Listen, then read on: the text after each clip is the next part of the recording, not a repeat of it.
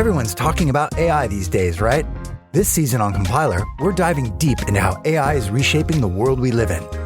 Join us for a new season of Compiler, an original podcast from Red Hat. Subscribe now wherever you get your podcasts. Taxes was feeling so stuck. Sitting in traffic, squeezing into a parking spot, all to squeeze in getting tax help during your lunch break. Now Taxes is a TurboTax expert who does your taxes for you, while you go about your day getting real-time notifications about their progress and the most money back guaranteed.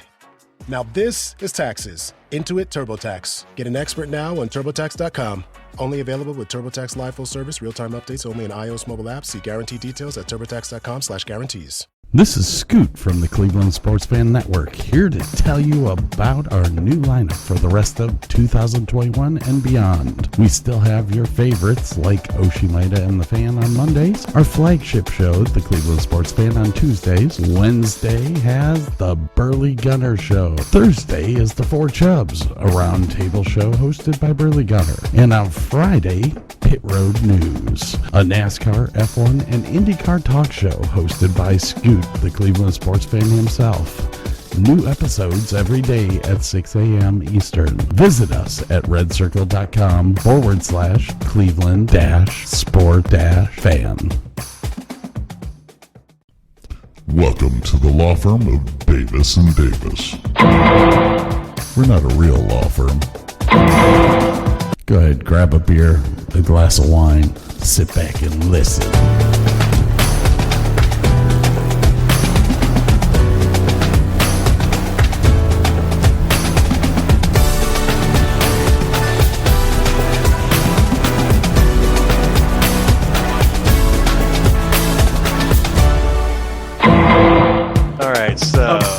So I have now moved on to Samuel Adams Winter Lager. Cool. I'm still.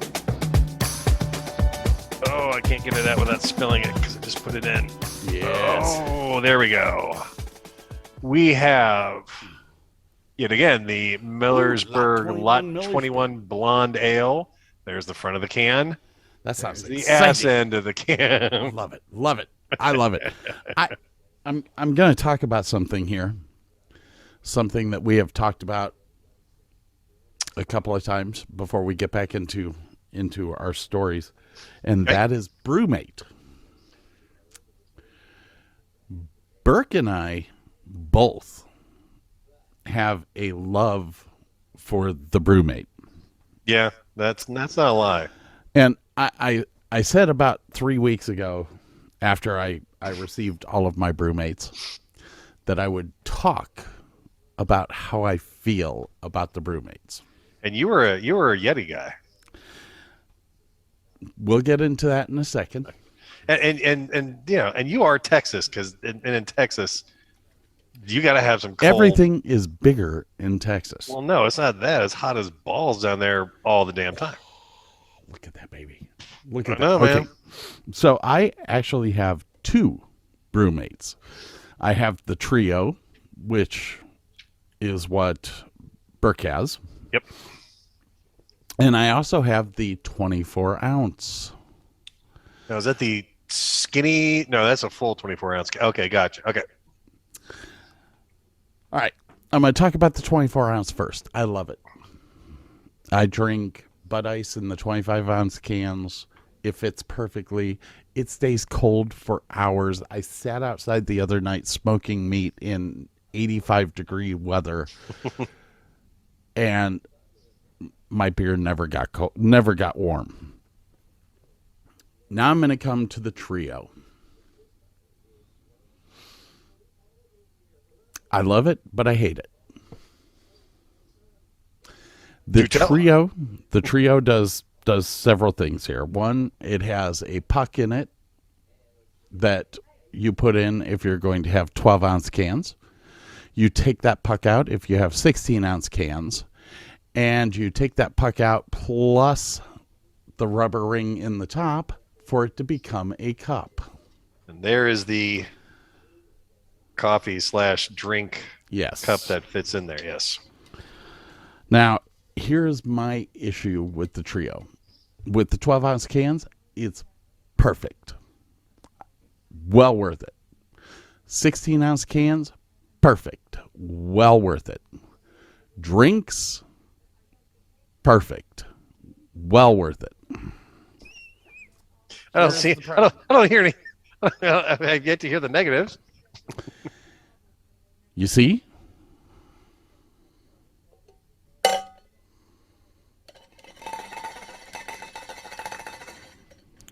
Not built for bottles. That is the only negative to this Brewmate. Now, I have not gone to their website to see if they have a bottle version. I don't think they do, but I'm not 100% sure. So, if you are going to drink beer from a can, if you're going to drink vodka and cranberry, the Brewmate is the best thing since sliced bread. Now, this guy I have here. Hold on. Yeah. If you're going to drink beer from a bottle, get your Yeti. Uh-huh.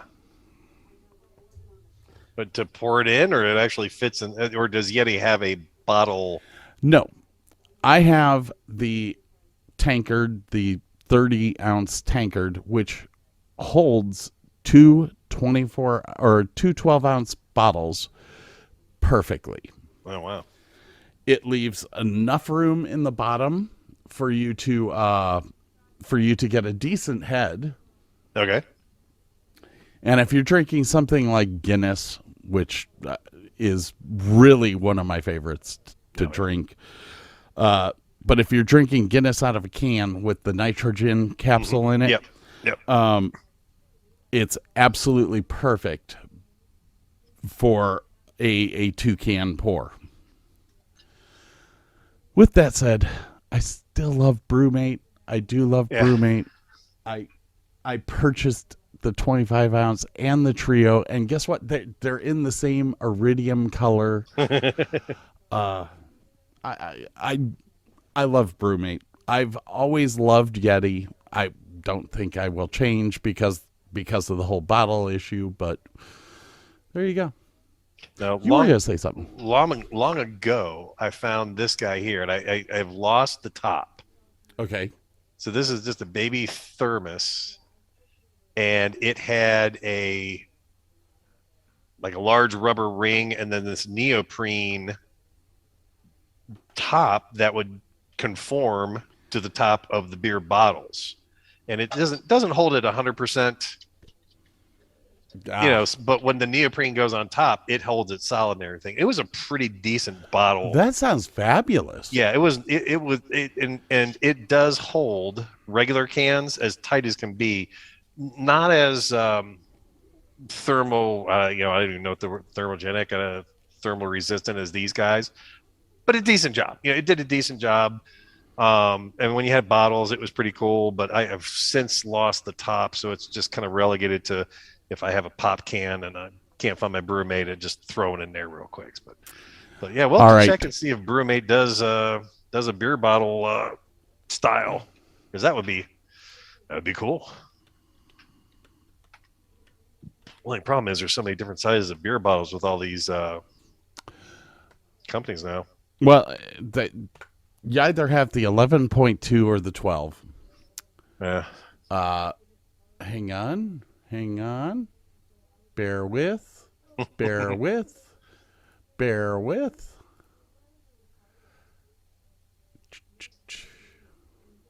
I saw something with a beer bottle in it. Huh. Hopsulator bottle. Wine-sulator. Oh, yeah. You can fit a whole bottle of wine into one cup. Okay, beer and can. So go up to the beer and can coolers. Now slowly go to the right. Hit the capsulator bottle. What's that? Hopsulator bottle. Now there's another one. There's a Hopsulator twist too. Beer and seltz bottle 12. Oh. So it will do slim cans. My daughter has that. She bought that at the whatever. Yeah. So like the seltzer cans fit great in those things. Son of a look, they have the titanium. I may have to buy another one. Hey, it's on sale. Son of a bitch. Hate that. Hate those guys because I love them so. Hey, there's my yeah, when I got this yellow one, it was like one of the few that was still available, and it was on sale, and I actually love it because it's easy to find. It's just bright. You can't miss the dang thing. Let's see here. Where was the? Here is the one that you have, the Hopsulator Trio, and I do believe if you Pineapple. They have it in orange. Whoa. Go up just a bit. What was that? So, back down a little bit. Oh, they're just selling the Coors gas. Oh, they have a specific gasket just for Coors. So that's just nice of them. Well, you kind of have to because their cans are a little bit smaller. Yeah. But, I mean, that's just kind of cool. I swear they had your pineapple one, but they don't have it anymore. Yeah, that's okay. Sorry, ladies and gentlemen, you cannot buy the pineapple. Limited edition. I will say they no longer have the titanium in the trio. I'm glad that I bought mine ahead of time. Well, what's that one there? The glitter Dark Aura. It's close, but it's not it. Yeah. So what's the twist one? Yes, Go Brewmate. over to that twist one. The twist.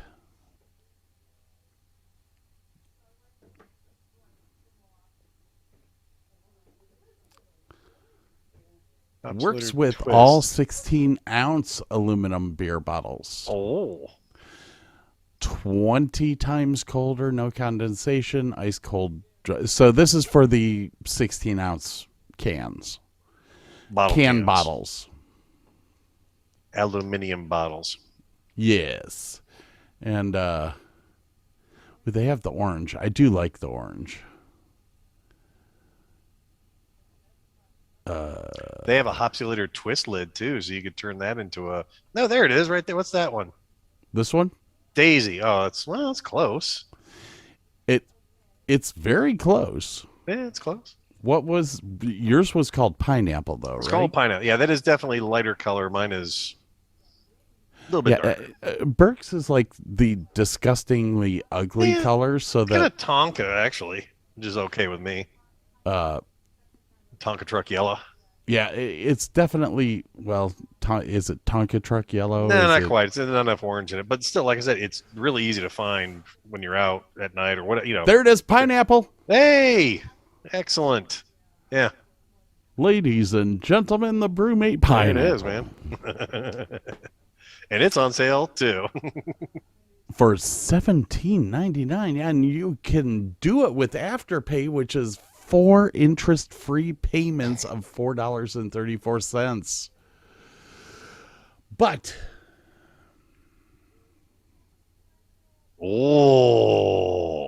that's nice. My geekdom does come out. Oh, hell yeah. This is from a company called ThinkGeek. Nice. It is an R2D2 koozie for a 12-ounce can. Very nice. One of my favorites. This was given to me by my nephew, knowing full well that his uncle is an alcoholic and loves beer. And Star Wars. Kind of the perfect gift. I have a cat back there again. Mm-hmm. Hang on a second. Chilling. All right, we're back. We're supposed to have a ugly sweater thing at work, ugly Christmas sweater thing at work. And that might be the shirt right there. Gosh, I don't know what to do. Anyways, I think we're done with the car stories. You got one more, don't you? I have 2 more. The fire at the Hannah Theater. Oh, okay. I say we move into theater mode.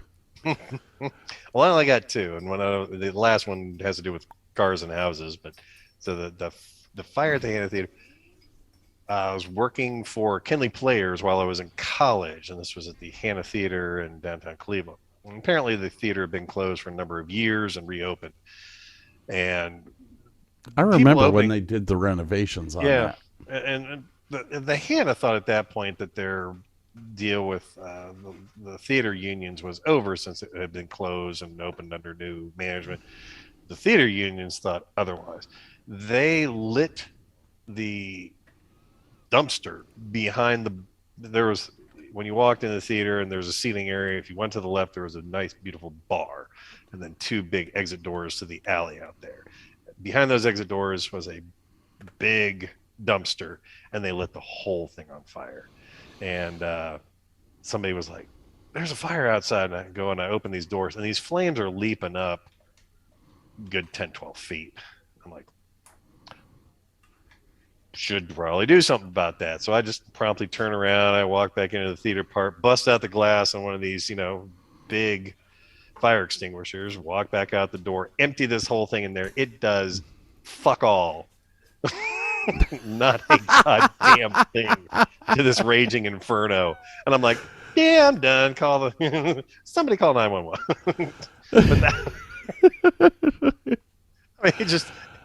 The fire was like, that's tasty. Give me some more. Oh shit. Okay. Yeah, this is beyond my capability. Man, you've got to love IATSE.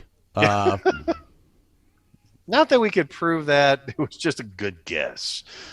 Because they had like the meeting that day and tempers flared, and apparently so did our dumpster. The Hannah Theater was the home of the Great Lakes Theater Festival. Fabulous group of people. Worked with a lot of them when I worked at Kane Park Amphitheater. Nice. Needless to say, the unions in Ohio were fairly upset over the years that you and I were in the business. Oh, really? Because, well, Akron and Cleveland's IATSE union used to be together when it was the Richfield Coliseum.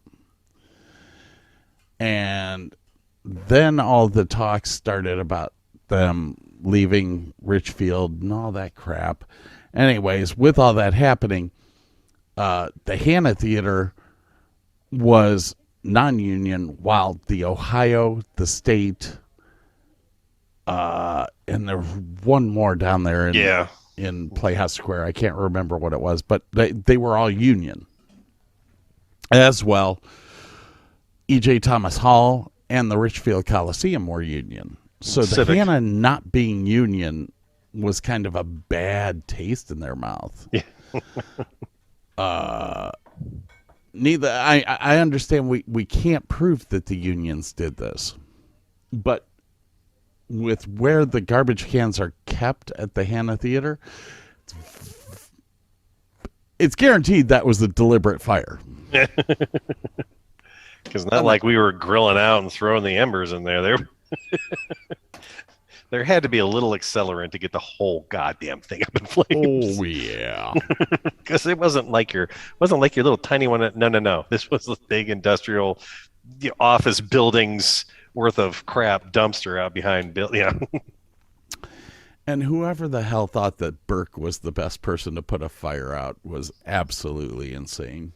I mean, I did sit back and go, "Ooh, shiny" for a second. And then I tried. You got to appreciate the little things in life. All right. I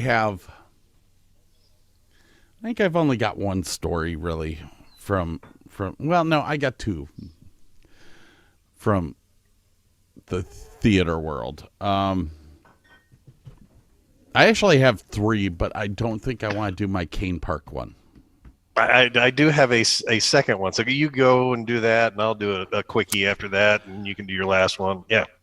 Now, I will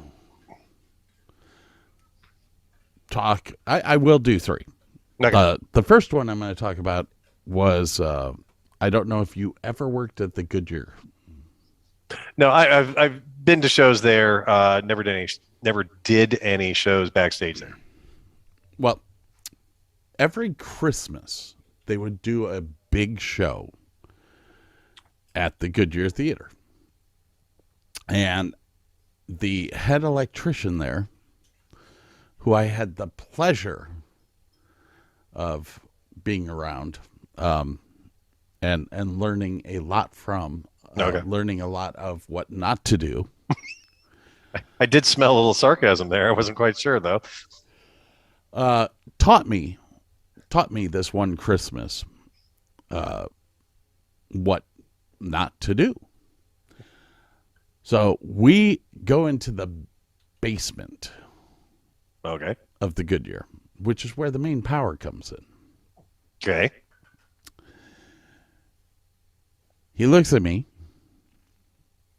and he was like, okay, here's what we've got to do.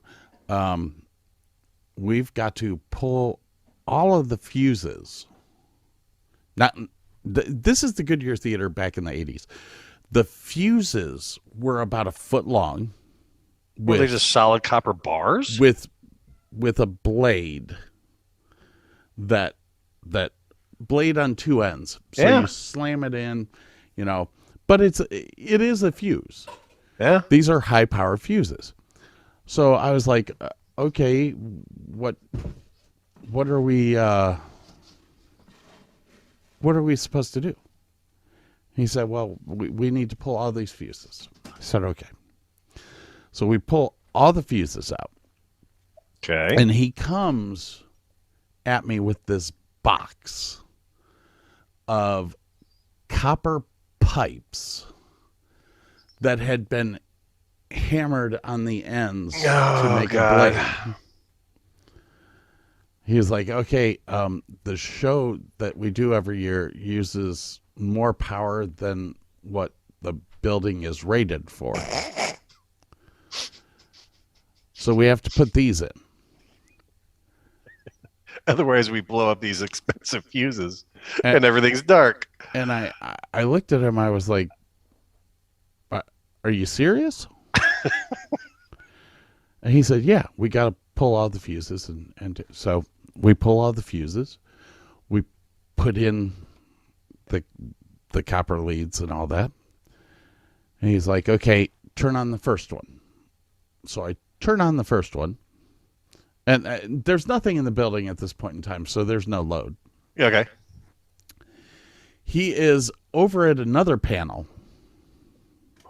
And he takes his finger. He licks it.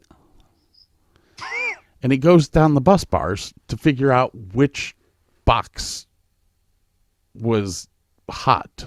Oh, God. Oh, there it is. Turn on the next one. Turn on the next one. Turn on the next one. Okay, so we go through the whole thing. We load in the show. It's huge. It's just massive. I've never seen anything this big.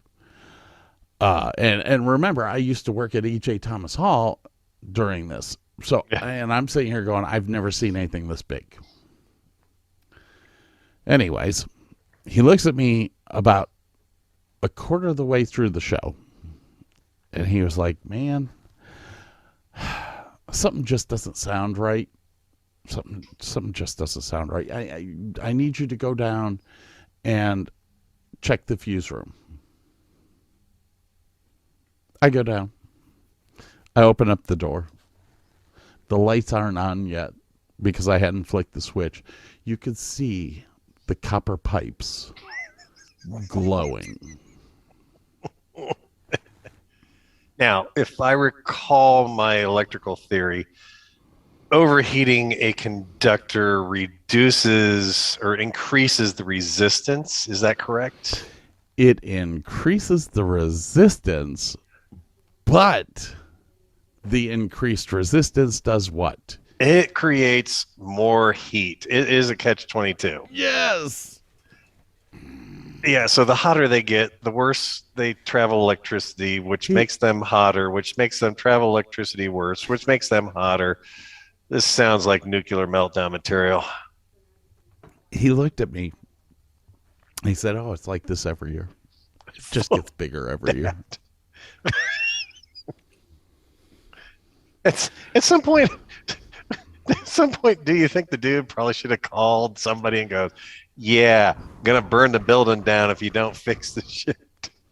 It was the only show I can ever remember doing in that building where we did something stupid like that.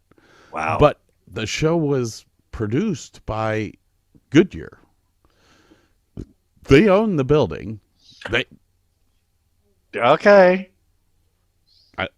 Okay, there you go. All right, so that was my first theater story. Should I do? You only have like one more theater story, right? I have one theater story, and then my number one. Okay, before whatever. you go into your next, I'll do my next one. Okay. This is okay.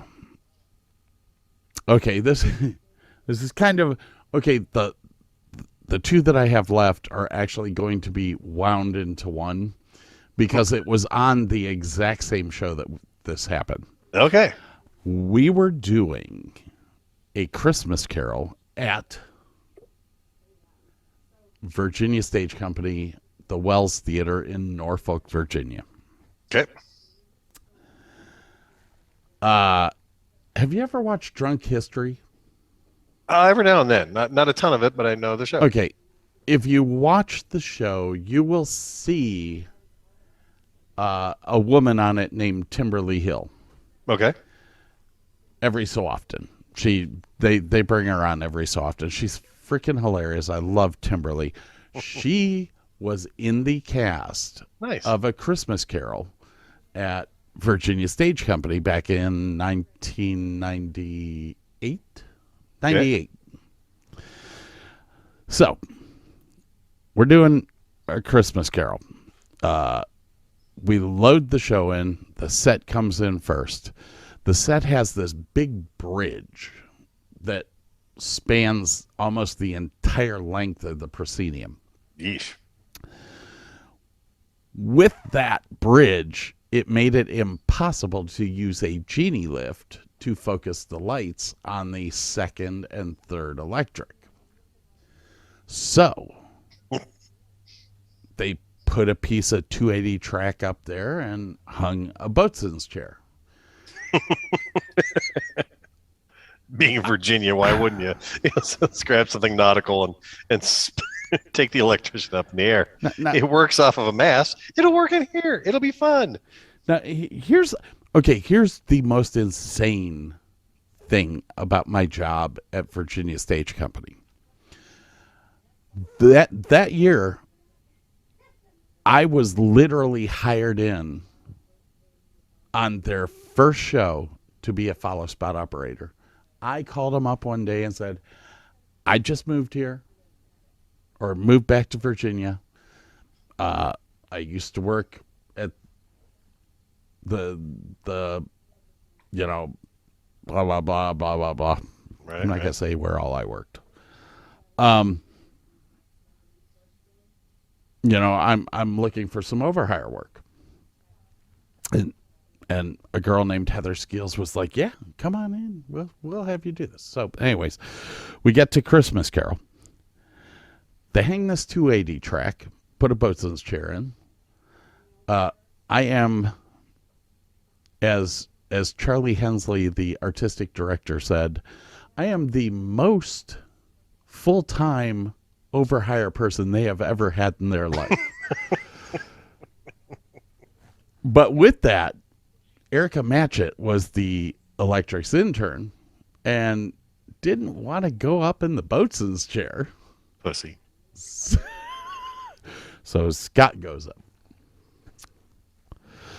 At this point in time, I think I'm 145 pounds, 6 foot tall, just skinny. I'm just a skinny bastard. Go up in the boatswain's chair. I focus both second, lights. third. Yeah, it was not fun. If anyone understands what a boatswain's chair is, it's a 2x10 with 4 holes in it, a rope, and it goes up to the 280 track. And somebody pulls you along to focus all the lights.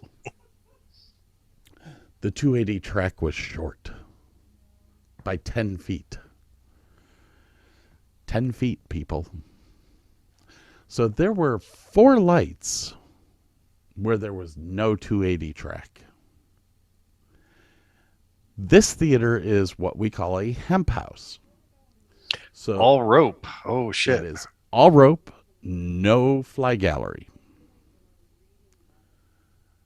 So our lovely technical director comes up with this idea to put me in a harness.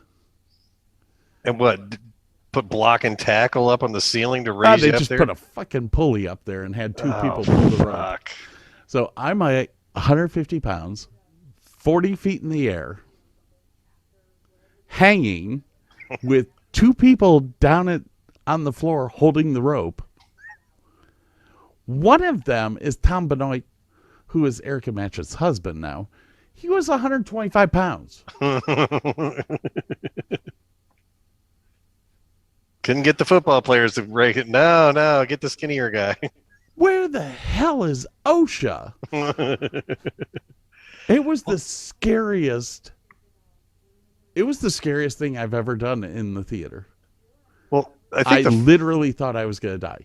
Like the first couple of weeks that I was at Akron U, we went over to EJ, and they had an A-frame ladder, a tall one. You know, like you have the big A-frame ladder. Walked up on it many times. And then they have the center part that goes up even further. Oh, yeah.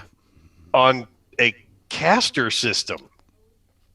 And who's up on top of that? At the very top rung, at the very top of its thing, sitting on the top rung with my legs curled around, so I'm, my feet are. Yeah, and they're rolling me. You cross your legs so that you lock yourself in. And it's and the A-frame part, like they move you and you swing over here, and when they stop, you swing back.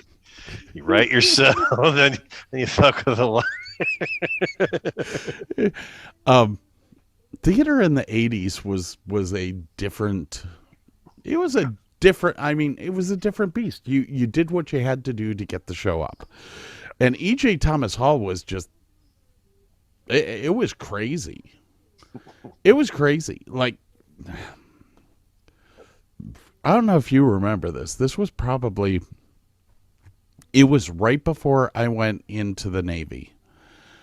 When this happened, but Paul Dom's boyfriend, Bill, I can't remember his last name, was doing a load-in with me of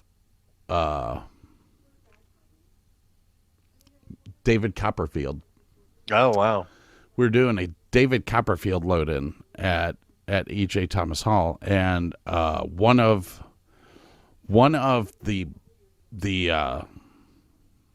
crates that he had on the truck was mislabeled as far as the weight, and it ended up tipping over and killing Paul Dom's boyfriend. Oh God, I forgot about that. Holy shit. Yeah. Yeah. And okay. So it was horrible. It was one of the worst things that I've ever seen, because I walked over and Bill was still talking. But the minute that they lifted the crate off of him, he died. Wow. And they were like, well, the crate was keeping the blood from flowing, so he was still alive. But the minute that they lifted it off, it was so.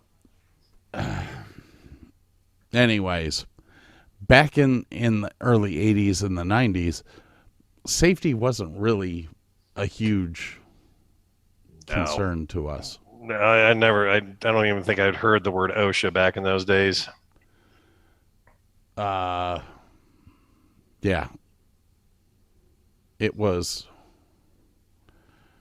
I mean, that was probably a good thing they did have a lot of those houses as union, because those union guys would be like, yeah, I'm not doing that because that's dangerous. And they could get away with saying not doing that because they were, union. Yeah. So Yeah. Okay. So wow, that was kind of a harrowing thing that Yeah. wasn't that's a biggie. wasn't a pleasant ending. So before you go to your next one, I'm gonna do this last theater one that has a happier ending. Thank God. Virginia Stage Company again, Christmas Carol, Again. Timberly Hill. Okay. This was not her fault. There was another lady in the cast who was good friends with Timberly, who decided that it was appropriate.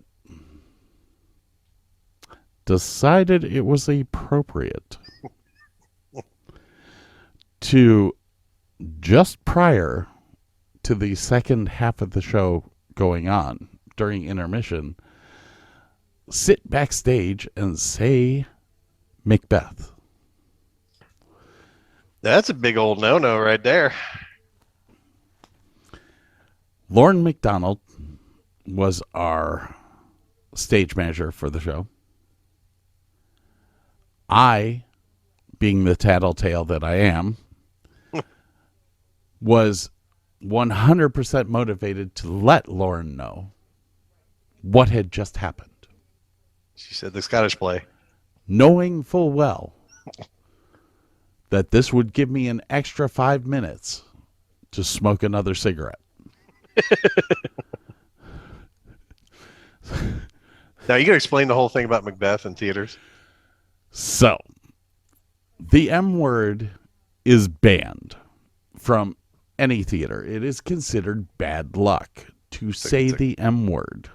The only reason that I said it a few seconds ago was so that people know what the M word is. And you are not inside of a theater.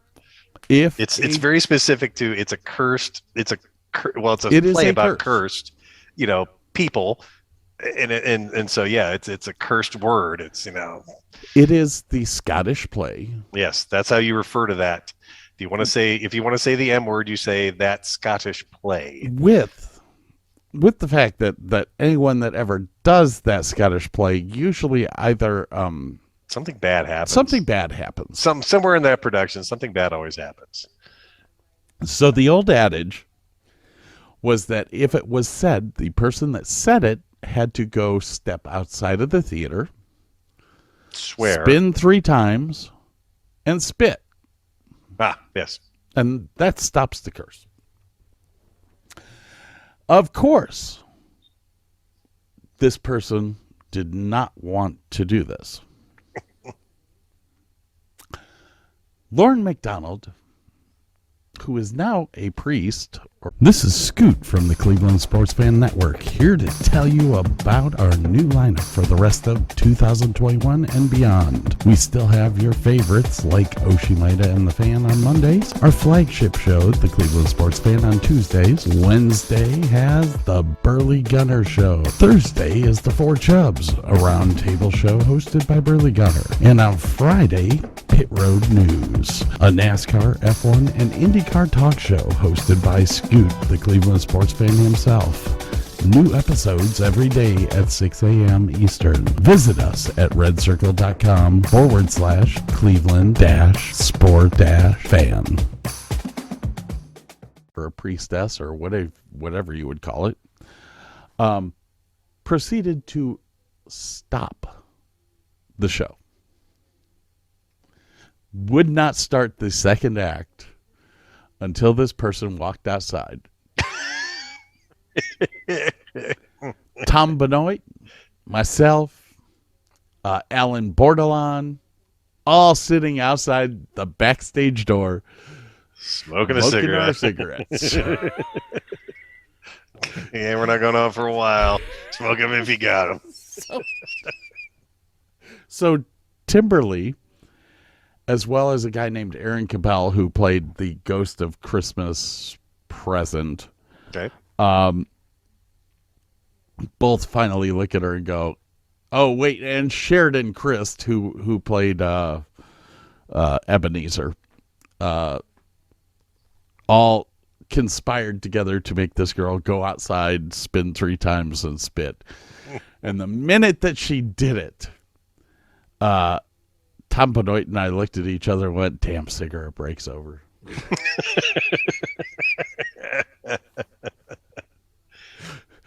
I have a ton of theater stories, just from the years that I've done this. I mean, on that show alone, Aaron Cabell, like I said, he was playing the ghost of Christmas Present, and he had this chest that he had to wheel out into the middle of the stage for the one scene.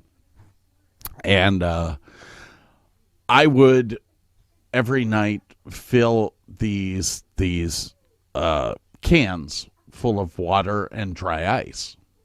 Oh, yeah. Okay. So that when he opens it up, it looks Fog like there's rolls out, smoke and fog rolling out. Well, the last day of the show, I had over 100 pounds of dry ice left.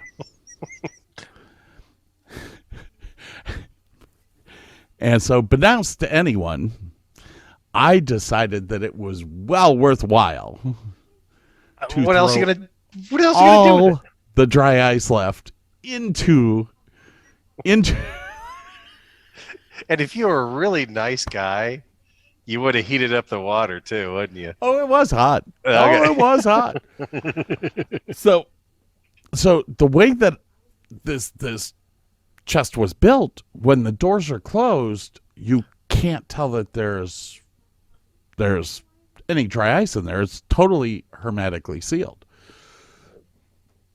Aaron goes and opens the rolling cabinet, and there is so much dry ice fog that comes out you can't see him.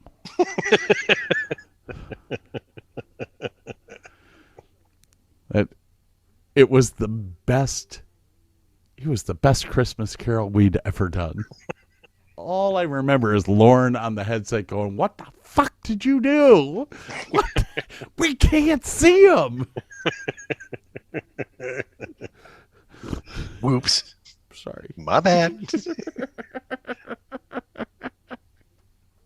But you don't have to get rid of the rest of the dry ice now, do you? That was all, dude. Like I said, I have tons of theater show stuff. I was a follow spot operator at a show one time, and there was a band playing, and they were doing covers of U2 songs. Okay. And anyone that knows me knows that I'm a huge U2 fan. Huge, massive.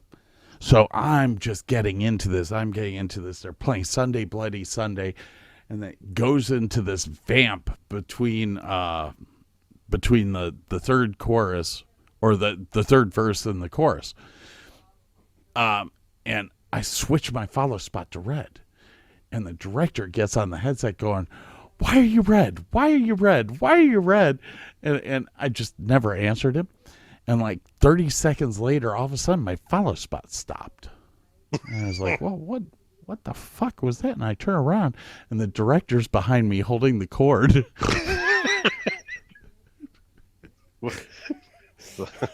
Lucy, you guys are explaining it, though. I was like, "Man, Sunday Bloody Sunday, come on." I was like, "Come on, man." It was fitting with the song. Oh my God, it was freaking hilarious. Anyways, I think we're going to have to take a little break here because I have to pee my ass off. And if you notice, I'm starting to talk fast. Yeah, because you got to go pee-pee. Pee-pee dance. Got to go pee-pee. Okay, bye-bye. Bye-bye. Recording in progress. I wasn't going to tell that story online. All right. We are now up to my Navy stories. Oh, geez. And you didn't think you had a lot to talk about. You didn't think this was a good subject at first. Oh, no, it's not that. It's that I think it's a great topic. The problem with it is that there's so many stories that you don't know where or which one to do. Yeah. So literally tonight, what I did was I based it all off of what you were saying. So Fair enough. remember, you and I still have to do a promo tonight. Okay. Yeah, I know. It's getting late. Oh, this is early. This is a good night. So, United States Navy, yada, yada, yada. You were on a destroyer type ship, if I recall. Nope. No, it was a refueling ship that was converted, wasn't it? Nope. What kind of ship was it? It was an LPD or an LHD. I can't remember which one. Basically an assault landing craft. Carries helicopters, Marines, and mine-sweeping equipment. Because the job that I did, well, the original job that I went in to do was an AMH, which is an aviation structural mechanic based on hydraulics. I scored very well in my classes when I went to Memphis, Tennessee, and my best friend at the time, not you, different best friend, J.P. Farley, had moved back. He was the recruiter that recruited me. Okay. I can't say that he was my best friend. He was a good friend. Okay. He recruited me in Medina. I hung out with him for a year. We played volleyball every week. He went back to Norfolk to be with his wife again. And he was a good friend. So when I scored high in my class, the way that they choose orders, or the way that you choose orders, is by whoever was best in the class on down. Now I was third best in the class. The guy before me was Pay Officer Burlando, and the guy before him I can't remember. Anyways, Burlando and I were really good friends. And so when we went to pick orders, he looked at me. He was like, what should we do? I said, you take HM12 in Virginia Beach or in Norfolk, and we'll stay over here on the East Coast instead of going over to the West Coast. He probably would have done better on the West Coast. But that is what it is. Needless to say, we went over to HM12 in Norfolk. It wasn't really cross rating. I specialized in AMCM, which is airborne mine countermeasures. So we blew up mines with the help of a helicopter.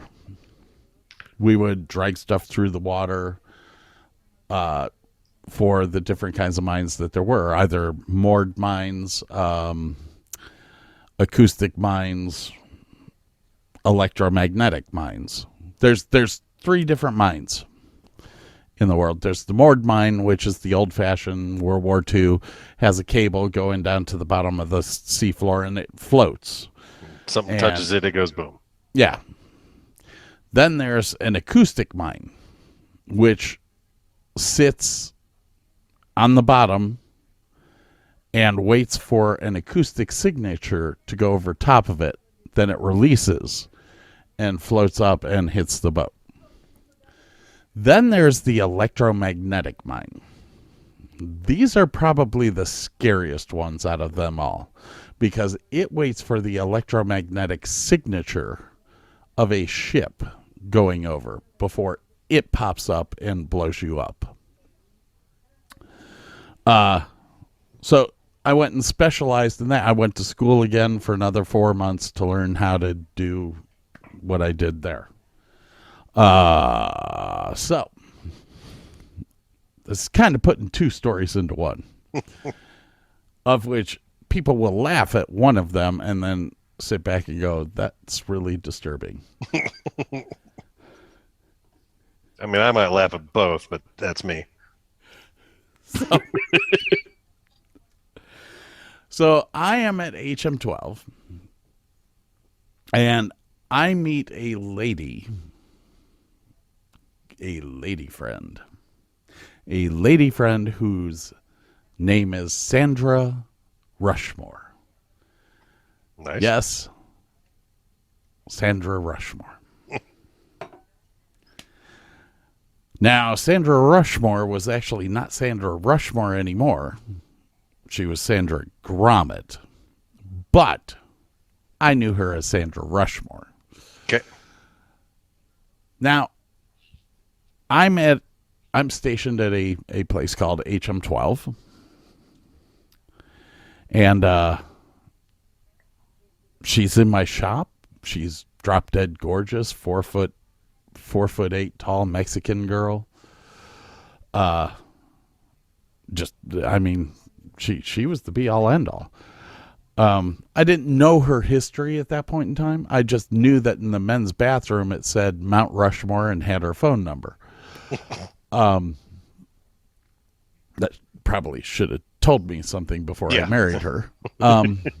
This lady sounds familiar. Oh, yeah. Probably because I think you were my best man. Yes, I was.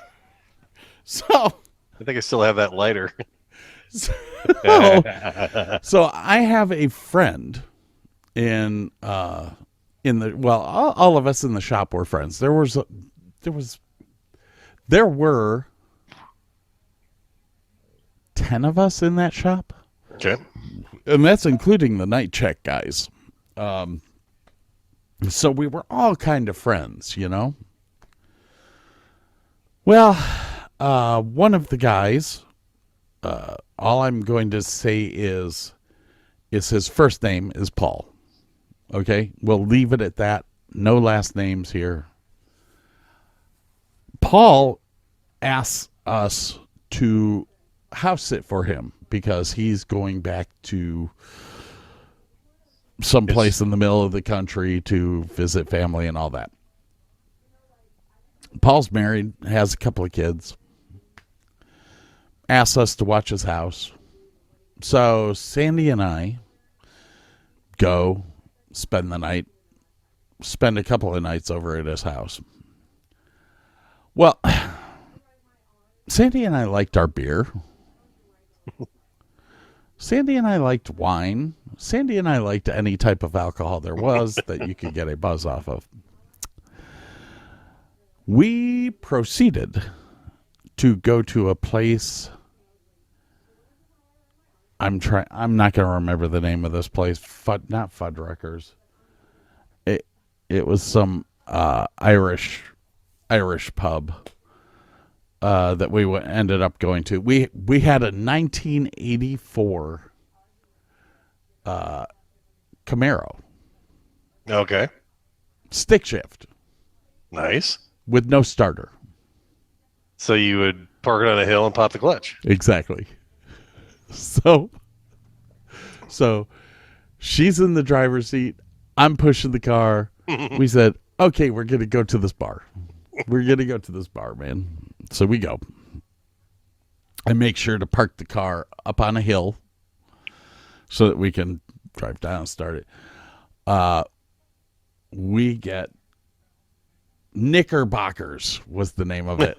There you go. God. Knickerbockers. I proceed to get a little bit slippy.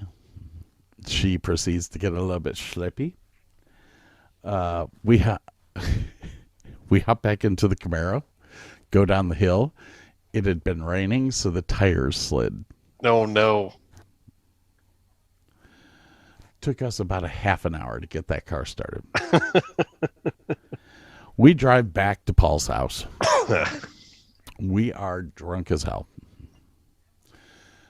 We decide that we have our little fun and it's time to go to sleep. She didn't want to sleep in separate beds, and that was probably a good thing at that point in time. We slept in the same. We slept in Paul's bed. About 3 o'clock in the morning, I'm still drunk off my ass.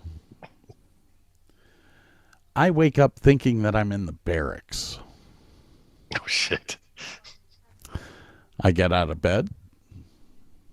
I have to go to the bathroom.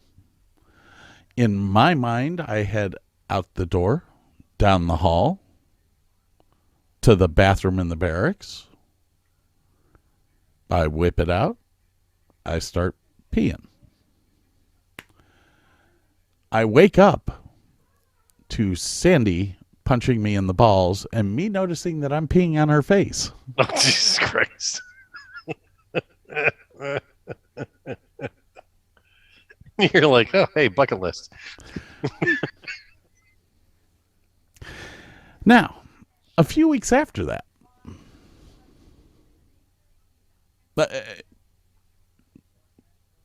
not a few weeks, it was about a month after that, I sent, or Sandy had, at that point in time, been released from the Navy and was living down in Texas at the time. I go to a party at Paul's house. Now, Paul is a very interesting man. And when Paul drinks, being from a mountainous state where there are a bunch of hillbillies, he tends to get a little bit gun happy. Oh, God. So I'm at his house. There's a party going on. Everyone from the shop is there. I go into the bathroom and take a leak. Now, I wasn't drinking at this party. I had no money. It was between pay periods. I had no cash. And so I wasn't drinking. I was flat ass sober. I come out of the bathroom, which is, it's a day bathroom, like right half bath off of his, it was a half bath off of his kitchen. I come out of the bathroom, I turn to the left, and Paul's sitting there with the 357 Magnum right in my face. Breaking a couple of safety protocols there. And he said something to the fact of I heard you were sleeping with my wife, something like that. And he shoots the gun. Now I'm sober. So I'm actually kind of lucky that I was sober. Yeah. Because if I hadn't been sober, I would have probably gotten shot in the face. Guess what? I got shot in the face.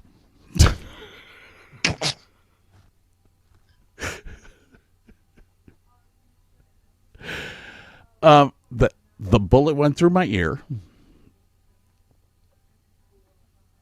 God damn. Yeah. Okay. To this day. Okay. Bullet went through this ear. He was so close that there was powder residue in both eyes. Ooh, burns. Jesus. The guys that were there at that party were all from my shop and didn't want Paul to get kicked out of the Navy. So literally, I did not go to the hospital for 4 hours. Oh, fuck. I finally said, guys, because, okay, I don't know if you can notice this, but like my face is very not symmetrical anymore. And that is all from this. The powder burns were so deep into the flesh of my skin that everything around here was just, it was all bloody. It was all bleeding. Ooh. So you couldn't see all the damage that was done. After about 4 hours, Petty Officer Varney, I will mention him because he actually slept with my girlfriend right in front of me, and that pissed me off. So Petty Officer Varney took me to the hospital. I sat in surgery for 8 hours. And that was, okay, the stuff that was in the skin, they didn't even worry about. They were worried about what was in my eye. Yeah, jeez.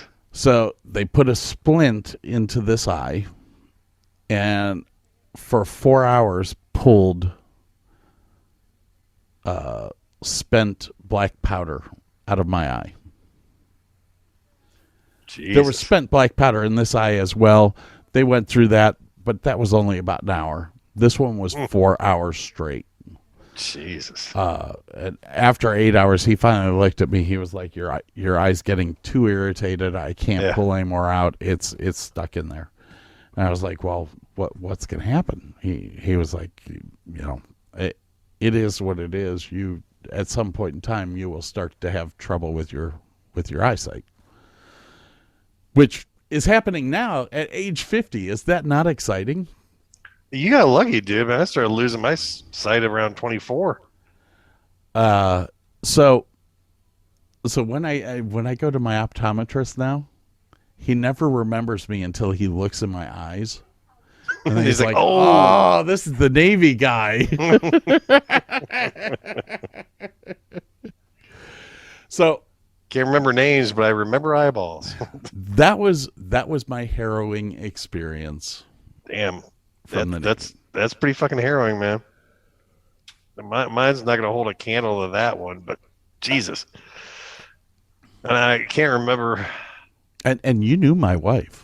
Yeah. I was at the wedding. I was best man. Wasn't I at your other wedding too?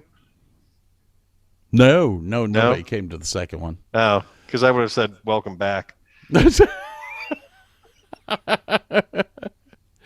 No. I got married in Rhode Island, and I think the only person that came was my mother. Actually, I think my sister was with her, but I miss your sister. Did you do the Jeep ride with us? Yes, that was actually that's actually the house right behind Bob and Mary, the people at the sailboat.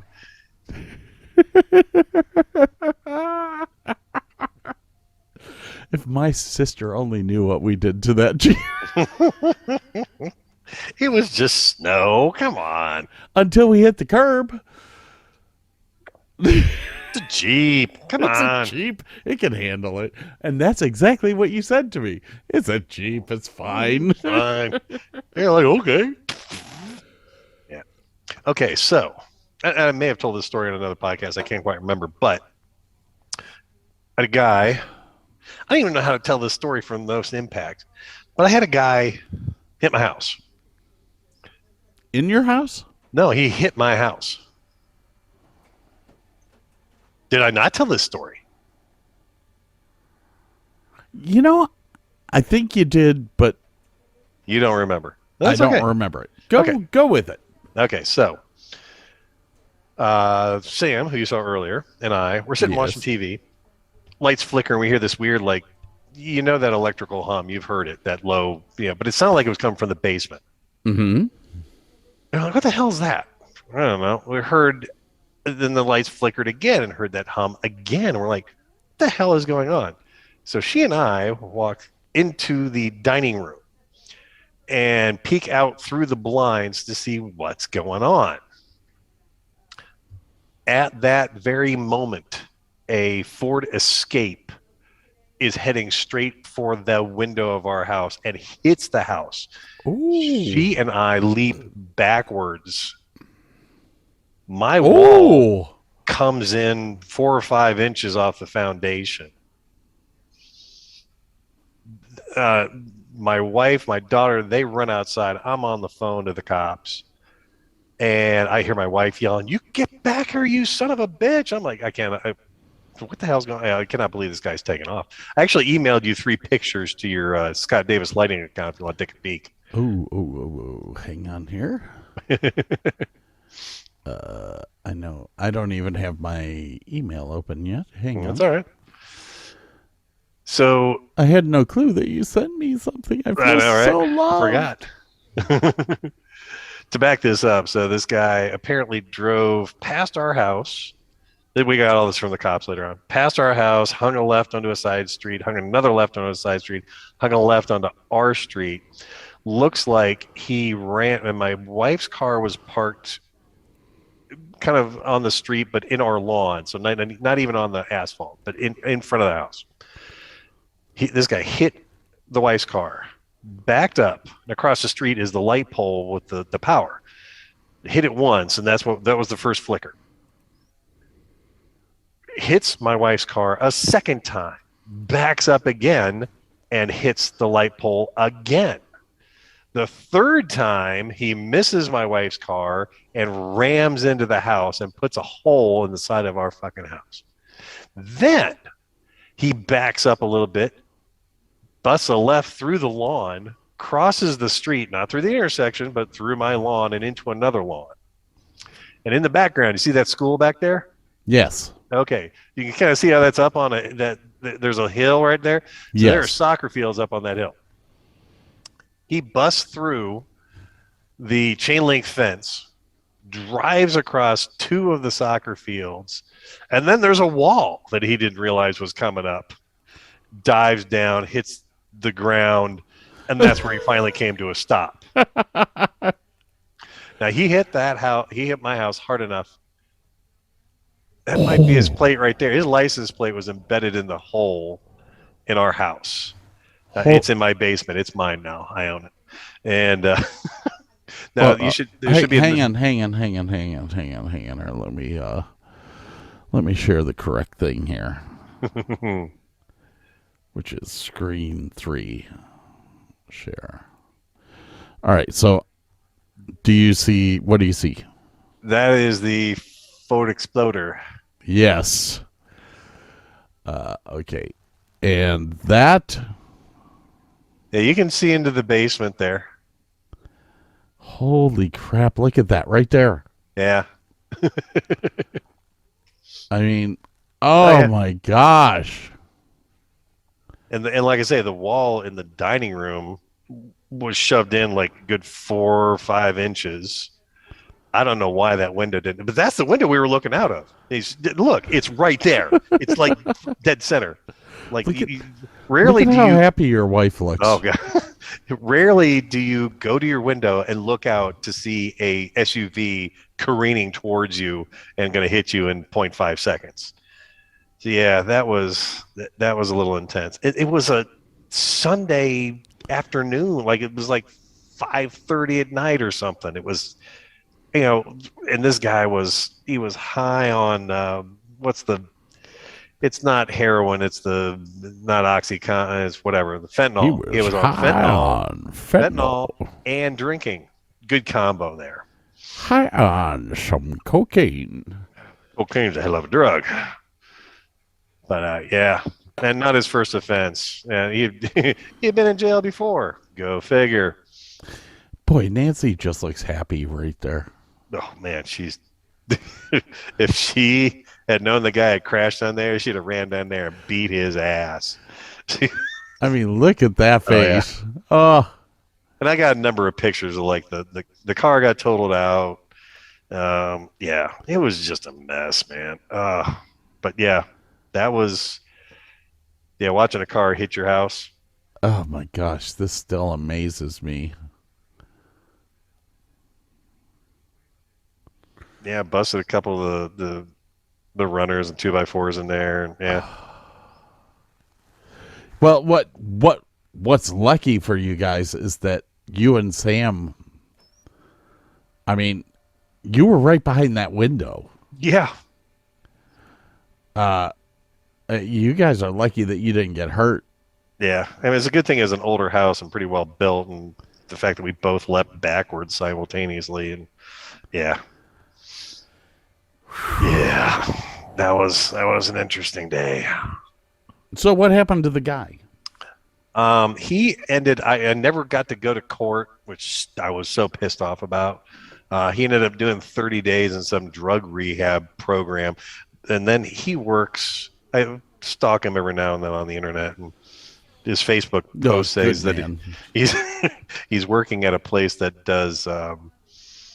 It's right below the Akron-Canton Airport, and they do like mulch and gravel and shit like that. So yeah, basically he's working with big equipment. Great job. Good. I'm really interested to know what his boss had to say when he was like, "Oh yeah, I got to take a month off. I got to go to jail." Welcome to the Ohio court system. It was like he was driving on an expired license because it had gotten taken away from the last time he was arrested for drugs. And I was like, God damn it. If I were to ever get a DOI, if I were to ever get a DOI, I'd have the party plates. I'd be in jail. And this motherfucker. Third offense. 30 days. Have a nice time. You bastards. But anyway. Yeah, but and he's allowed to operate heavy machinery. Play with heavy machinery. There ain't no justice in this world. Gotta love it, man. Well, all right, man. That was a hell of a long show. Yeah, surprisingly. Not as long as the show that I haven't been able to post yet. 3 parts of music. Boy, do not get us talking about movies. I think I'm starting to learn that nobody likes for you to talk about music and play it at the same time. So because I've tried to post it 3 times now, and I keep getting biffed for it. Yeah, it's like, okay, copyright action there. Okay, so I may have to come up with a creative way. If you do 5 seconds of a live version, sometimes you don't get hit. And that's what I'm having to look for. Now, it's going to shorten. That show was 4.5 hours long. Holy shit, we talked for almost 5 hours about music. It's, when you're passionate about something, it's easy to go on about, man. And I want our listeners to hear it. I do. You could, I was going to say you could provide links, but never mind. Well, they can look it up. If they want to hear it, they can look it up.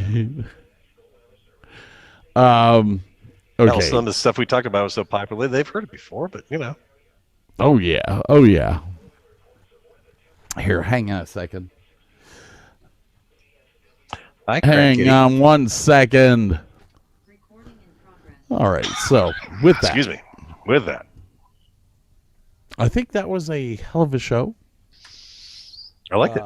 Hopefully, it's being, here is what I've kind of decided.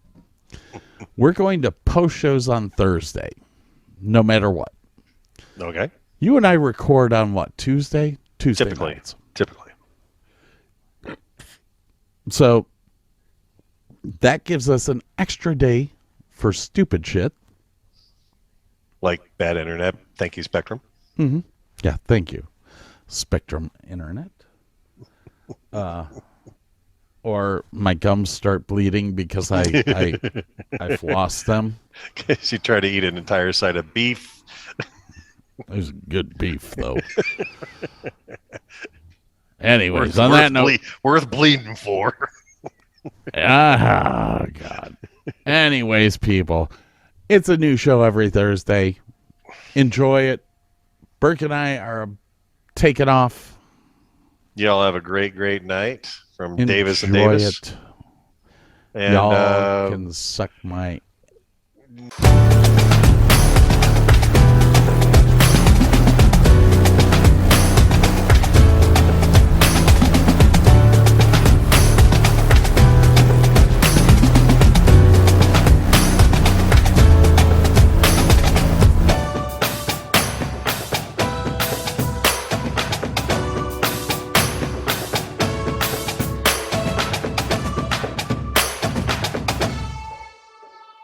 This is Scoot from the Cleveland Sports Fan Network, here to tell you about our new lineup for the rest of 2021 and beyond. We still have your favorites like Oshimida and the Fan on Mondays, our flagship show, the Cleveland Sports Fan, on Tuesdays. Wednesday has the Burley Gunner Show. Thursday is the Four Chubs, a roundtable show hosted by Burley Gunner. And on Friday, Pit Road News, a NASCAR, F1, and IndyCar talk show hosted by Scoot, the Cleveland Sports Fan himself.